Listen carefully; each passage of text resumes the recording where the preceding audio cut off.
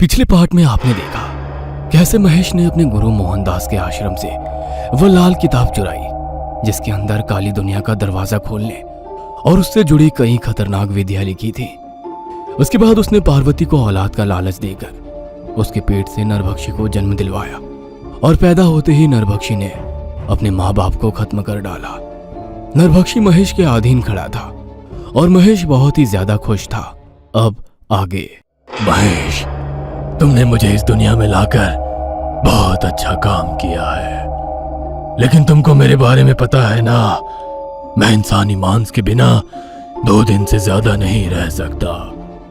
उसका इंतजाम कैसे करना है वो सब तुमको करना पड़ेगा। मुझे पता है और तुमको भी पता होगा कि कोई भी इंसान बिना किसी लालच के कोई काम नहीं करता। जब तक तुम्हारे पिछले जन्म का ये दांत मेरे गले में है तुम मुझे नहीं मार सकते। तुम जितने भी इंसानों को अपना निवाला बनाओगे उतने ही मेरी शक्तियां बढ़ती जाएंगी। तुम्हारी भूख भी मिटती रहेगी और मेरी शक्तियां भी बढ़ती रहेंगी। यह तो बहुत अच्छी बात है। इस तरह से हम एक दूसरे की जरूरत पूरी करते रहेंगे। कोई किसी को धोखा नहीं दे सकता। रात के तकरीबन 9 बजे थे। कुएं के पास एक बेहद खूबसूरत लड़की खड़ी हुई थी। तभी किसी ने पीछे से उसकी गोरी कमर पर अपना हाथ रखा। उसने चौंकते हुए पलटकर देखा तो वहां कुलदीप खड़ा हुआ था। पागल, एक तो आए भी इतनी देर से और ऊपर से डरा भी दिया।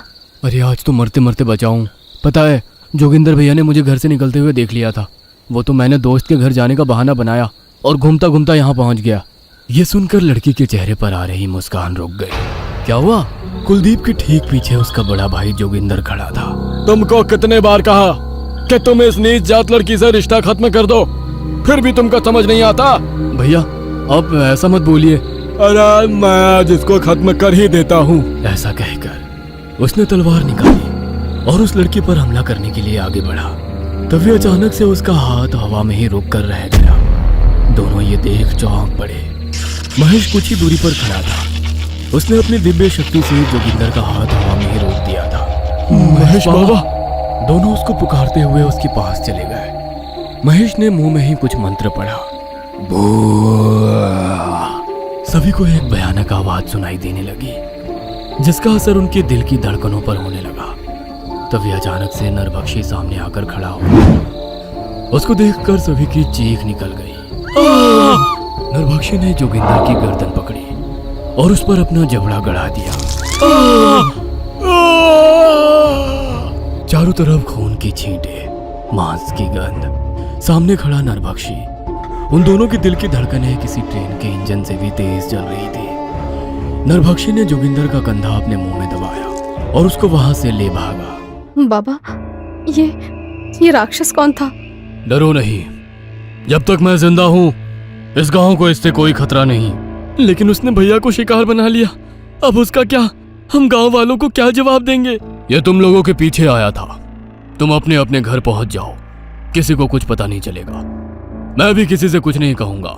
आपका बहुत बहुत धन्यवाद बाबा। इस तरह नरभक्षी ने अपनी भूख शांत की और गांव वालों के दिल में महेश बाबा की मोहब्बत और ज्यादा बढ़ गई। अगली रात एक लड़की महेश बाबा के शिविर में आई। प्रणाम स्वामी, मेरा नाम पल्लवी है। प्रणाम। जिस लड़की को आपने कल मरने से बचाया था वो मेरी सहेली थी। उसने मुझे आपके बारे में बताया। आपने 2 प्रेमियों को मिलाने का जो पुण्य किया है उसके बारे में जानने के बाद मुझे आपके नाम से मोहब्बत हो गई है। तुम मुझसे चाहती क्या हो? बस आप एक बार मुझे ठीक से देखिए। यह सुनकर महेश ने उसको ऊपर से नीचे तक निहारा। उसके दिल पर उसकी खूबसूरती किसी कटारी की तरह हमला कर गई। अगर मैं आपकी अर्धांगिनी बन जाऊं तो मैं अपने आप को भाग्यशाली समझूंगी। क्या आप मुझसे विवाह करेंगे? इतनी खूबसूरत लड़की के मुंह से इस तरह के अल्फाज सुनकर महेश से भी रुका नहीं गया।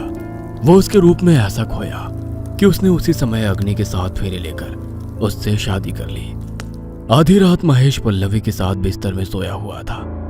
तभी उसको नरभक्षी के जोर जोर से सांस लेने की आवाजें आने लगी। उसने उठकर देखा तो नरभक्षी बेड के पास खड़ा था और पल्लवी पर झपटने ही वाला था कि महेश ने उसको रोक दिया। रुक जाओ। उसकी आवाज सुनकर पल्लवी भी जाग उठी। तुम इसको अपना शिकार नहीं बना सकते, ये मेरी बीवी है। मैं केवल तुम्हारा शिकार नहीं कर सकता, वो भी जब तक ये दांत तुम्हारे गले में है। लेकिन मेरी भूख को शांत करने के लिए मैं किसी और को बिल्कुल नहीं बख्शूंगा। ऐसा कहकर नरभक्षी उसकी तरफ बढ़ने लगा। अगर मैं अपनी जगह तुमको 2 जवान मर्दों का मांस खाने का सौभाग्य दूंगी तो क्या तब भी तुम यही कहोगे? क्या कहा? हाँ, बस थोड़ा सब्र कर लीजिए। कल रात मैं आपके लिए खास खाने का इंतजाम कर दूंगी। उसकी बात सुनकर नरभक्षी ने एक बार महेश की आंखों में देखा और फिर वहां से चला गया। महेश पल्लवी को हैरानी से देखने लगा। तुम्हें उसको देखकर जरा भी डर नहीं लगा? बड़ी अजीब बात है। आप मेरा कमाल कल रात और देखना। अपनी मर्यादा तो पार नहीं करूंगी, लेकिन नरभक्षी की भूख मिटाने के लिए मुझे कुछ तो करना ही पड़ेगा। अगली रात 2 आदमी तालाब के किनारे बैठे हुए शराब पी रहे थे। बस एक बार शादी हो जाए, उसके बाद तो ऐश ही ऐश है। ऐसे शराब पी पी कर अपनी इच्छाओं का गला नहीं घोटना पड़ेगा। अरे कोई फायदा नहीं, मुझे देख, मेरी शादी हो चुकी है। रोजाना झिक झिक झिक झिक करती रहती है। उसको पीटता भी हूँ, फिर भी रोजाना उसकी जुबान चलती ही रहती है। हट। जरा सुनिए, क्या आप लोग हमें हमारे घर तक छोड़ने चल सकते हैं? दोनों ने मुड़कर देखा तो पल्लवी की खूबसूरती देख उनका दिल मचल उठा। तुम्हारा घर? हाँ बताओ, कहाँ चलना है तो पास में ही, लेकिन मुझे जंगली जानवरों का डर है। ठीक है, हम चलते हैं तुमको छोड़ने। वो दोनों उसके साथ साथ चलने लगे। पल्लवी के पीछे दोनों ने ये ध्यान नहीं दिया कि वो उनको घने जंगल में ले जा रही है। कुछ देर चलने के बाद एक ने पल्लवी का हाथ पकड़ लिया। क्या हुआ? अब बस सब्र नहीं हो रहा है, मेरे आगोश में आ जाओ। ये सुनकर पल्लवी मुस्कुराने लगी और उन दोनों को पीछे मुड़ने के लिए बोली। उन्होंने पीछे पलटकर देखा तो नरभक्षी खराब भयानक अंदाज में हंसा। नरभक्षी ने उन दोनों पर झपटा मारा और फिर उनको एक एक करके अपना शिकार बना लिया। जैसे जैसे नरभक्षी के मुंह में मांस जा रहा था, शिविर में बैठे महेश को अपने शरीर में बढ़ती हुई शक्तियां महसूस हो रही थी। अब नरभक्षी बहुत ज्यादा खुश था। महेश और पल्लवी दोनों उसके लिए रोजाना नए नए शिकारों का इंतजाम किया करते थे और महेश की शक्तियां बढ़ती जा रही थी। महेश, अगर तुम बुरा ना मानो तो एक बात पूछूं? क्या पूछना चाहती हो, बताओ। इस तरह हम दोनों कब तक नरभक्षी के लिए इंसानी मांस का इंतजाम करते रहेंगे? क्या अब हमेशा ऐसे ही चलता रहेगा? नहीं, नरभक्षी जब 99 लोगों को खत्म कर देगा तो उसके बाद अमावस की रात को नरभक्षी अपने मंत्र शक्ति से काली दुनिया का दरवाजा खोलेगा। उसके बाद नरभक्षी को सेवा शिकार एक मांगलिक औरत का करना पड़ेगा। फिर उसी रात वो इस दुनिया का सबसे खतरनाक जीव और मैं इस दुनिया का सबसे ज्यादा शक्तिशाली इंसान बन जाऊंगा। फिर तो तुम मुझे ही उसका निवाला बना दोगे। शायद तुमको पता है कि मैं भी मांगलिक हूँ। नहीं, ऐसा नहीं होगा। ऐसा कहकर महेश ने पल्लवी को गले लगा लिया। अगली रात पल्लवी महेश से कोई बहाना बनाकर वहां से निकल गई। काफी देर चलने के बाद वो एक जगह पहुंची जहां पर गुरु मोहनदास उसका इंतजार कर रहे थे। प्रणाम गुरुजी। उनको तुम पर शक तो नहीं हुआ? अभी तक तो नहीं। कहकर उसने गुरु मोहनदास को सब कुछ बता दिया। मैंने इस काम के लिए तुम्हें ही क्यों चुना था, यह तो अब तुमको समझ आ ही गया होगा। नरभक्षी को केवल एक मांगलिक लड़की के हाथों अमावस्या की रात ठीक 12 से 2 बजे के बीच चंदन की लकड़ी के बने हथियार से ही खत्म किया जा सकता है। अब उसको सबसे शक्तिशाली भी तुम ही बना सकती हो और उसको मार भी केवल तुम ही सकती हो। तुमको बहुत समझदारी से काम लेना होगा। इस तरह महेश नरभक्षी के सामने खड़ा था। महेश, हमारी सिद्धि पूरी होने वाली है। तुमको इसका मतलब पता है ना? हाँ पता है, जो भी बलि होगी वो एक मांगलिक औरत की होगी। हाँ, और तुमको पता है कि इस गांव में मांगलिक औरत सिर्फ तुम्हारी पल्लवी है। लेकिन पल्लवी को हम शिकार नहीं बना सकते, वो मेरी बीवी है। यह सुनकर नरभक्षी ने उसके दोनों कंधों पर हाथ रखा और आंखों में आंखें डालकर बोला, प्यार व्यार कुछ नहीं होता। तुम अपने लक्ष्य से फिर रहे हो। अगर तुमको दुनिया में सबसे ज्यादा शक्तिशाली बनना है तो तुमको पल्लवी की बलि देनी ही पड़ेगी। यह सुनकर महेश सोच में पड़ गया। वह अपने शिविर में पहुंचा तो पल्लवी बिस्तर पर लेटी हुई थी।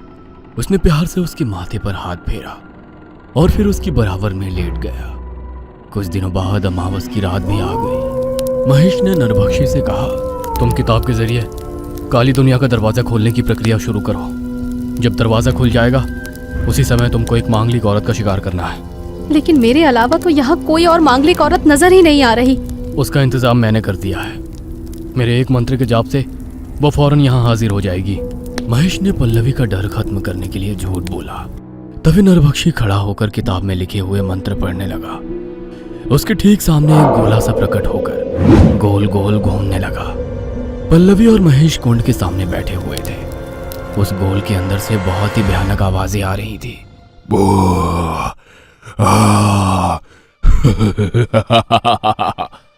इसी तरह 12 बज चुके थे।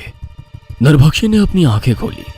गोला अभी भी अपनी जगह पर घूम रहा था। उसने पल्लवी की तरफ देखा और आंखों में हवस लिए उसकी तरफ बढ़ने लगा।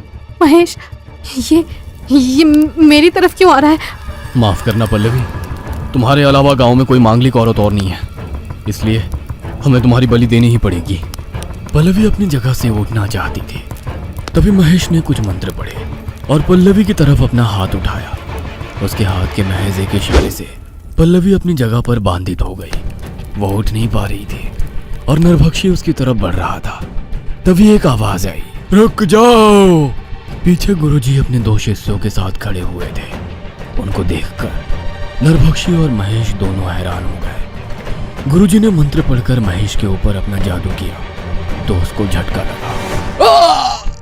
उसका जादू खत्म हुआ और पल्लवी बंधन मुक्त हो गई। नहीं! नरभक्षी ने गुस्से में गुरुजी के दोनों शिष्यों को नोचना खरोचना शुरू किया। इस तरह गुरुजी और महेश अपनी शक्तियों से एक दूसरे पर हमला कर रहे थे और दूसरी तरफ नरभक्षी गुरुजी के साथ आए हुए शिष्यों का मांस खाकर अपनी भड़ास निकाल रहा था। पल्लवी अब अपना दिमाग लगाने लगी। गुरुजी का झोला जमीन पर पड़ा था जिसके अंदर चंदन की लकड़ी का वो नुकीला हथियार रखा हुआ था जिससे नरभक्षी की मौत हो सकती थी। नरभक्षी ने दोनों शिष्यों को खत्म कर दिया था और अब वो पल्लवी की तरफ बढ़ रहा था। पल्लवी ने जल्दी से महेश के पास पहुंचकर उसके गले में बंधा नरभक्षी का दांत उतार लिया। ये क्या किया? महेश का ध्यान पल्लवी पर गया और गुरुजी के एक ही हमले से वो जमीन पर गिर गया। पल्लवी ने वो दांत अपने गले में डाल लिया। अब नरभक्षी पल्लवी को खत्म नहीं कर सकता था। उसको महेश पर बहुत गुस्सा आ रहा था, इसलिए उसने महेश पर हमला बोल दिया। उसके कंधे से खून की धारें फूट पड़ी। नरभक्षी ने उसको बड़ी ही बेदर्दी से नोच नोच कर चीर फाड़ डाला। चारों तरफ खून ही खून और मांस के लोथड़े बिखर गए थे। उसने पीछे पलटकर देखा तो पल्लवी हाथ में चंदन का हथियार लिए हुए खड़ी थी। नहीं! पल्लवी ने देर ना करते हुए वह हथियार उसकी पेट के आर पार कर डाला। नरभक्षी की शक्तियां खत्म होने लगी और वो उस गोले की तरफ जो कि काली दुनिया का दरवाजा था खींचने लगा। मैं वापस जरूर आऊंगा। तभी नरभक्षी उस गोले के अंदर समा गया और फिर चारों तरफ सन्नाटा छा गया। तुमने बहुत हिम्मत से काम लिया बेटी। चलो अब यहाँ से चलते हैं। गुरुजी ने किताब झोले में डाली और फिर पल्लवी के साथ वापस अपने आश्रम पहुंचे। अगली रात गुरुजी अपने कक्ष में सो रहे थे तो उनको किसी की आहट सुनाई दी। उन्होंने उठकर देखा तो पल्लवी उनके बिस्तर के सामने लगी अलमारी से लाल किताब उठा रही थी। पल्लवी, तुम यहाँ क्या कर रही हो?